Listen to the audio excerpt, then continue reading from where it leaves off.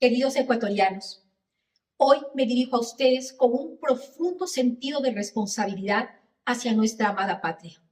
Ecuador se encuentra en una profunda oscuridad, enfrentando un ataque sin precedentes a su Estado de Derecho, a la independencia de poderes y a los principios de orden que nos definen como sociedad.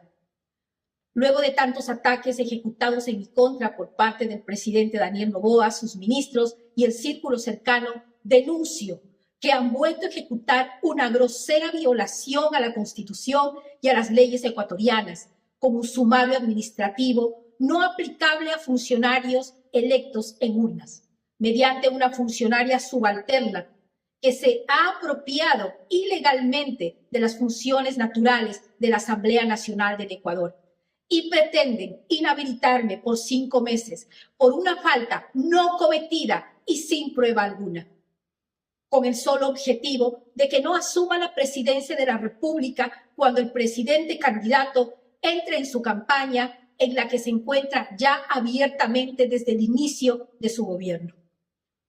Utilizando argumentos propios de una dictadura, el presidente Noboa, sus ministros, han preparado organizadamente la ruptura del orden constitucional y el evidente golpe de Estado que se prepara para el 6 de enero del 2025, para tomarse la sucesión presidencial y de esta forma pretender asegurar la reelección.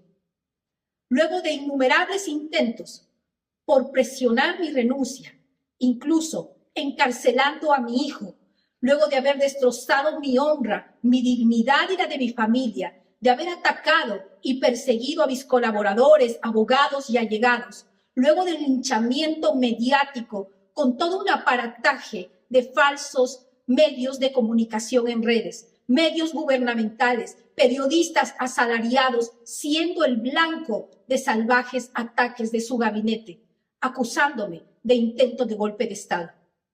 Hemos sido testigos de cómo se han utilizado las instituciones públicas, no para servir para el bien común, sino para sembrar mentiras y ejecutar acciones ilegales contra los derechos de cada ecuatoriano y ecuatoriana a una vida digna. La reciente suspensión de mi cargo como vicepresidenta es un claro reflejo de un gobierno que se ha desviado de su propósito, que ha optado por el camino de la represión y el miedo, en lugar de la transparencia y el respeto a la voluntad popular. La utilización de las instituciones para fines personales y la ruptura del orden constitucional son prácticas que no podemos tolerar. Cada día que pasa se vulneran nuestros derechos, se ignoran nuestras demandas y se socavan los principios democráticos que tanto valoramos. No podemos permitir que el miedo y la opresión se conviertan en la norma. Debemos levantarnos y exigir que se respete la Constitución, que se protejan nuestras instituciones y que se garantice la participación activa de las mujeres en la política.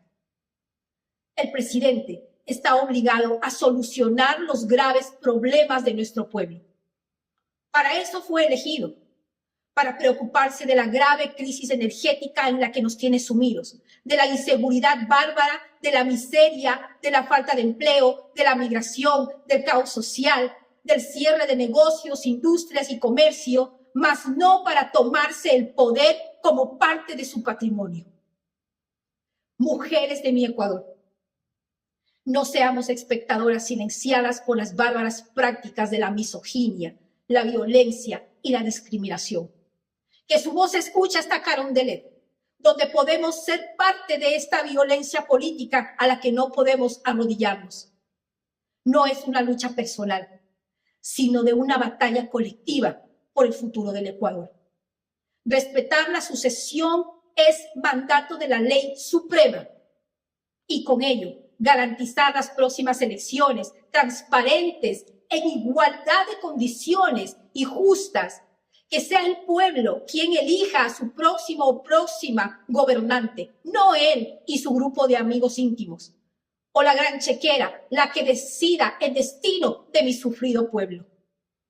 Hago un llamado fuerte y contundente a las autoridades de control social y transparencia, a las fuerzas sociales y políticas, a líderes y profesionales, a perder el miedo que ha querido impartir un desgobierno del terror.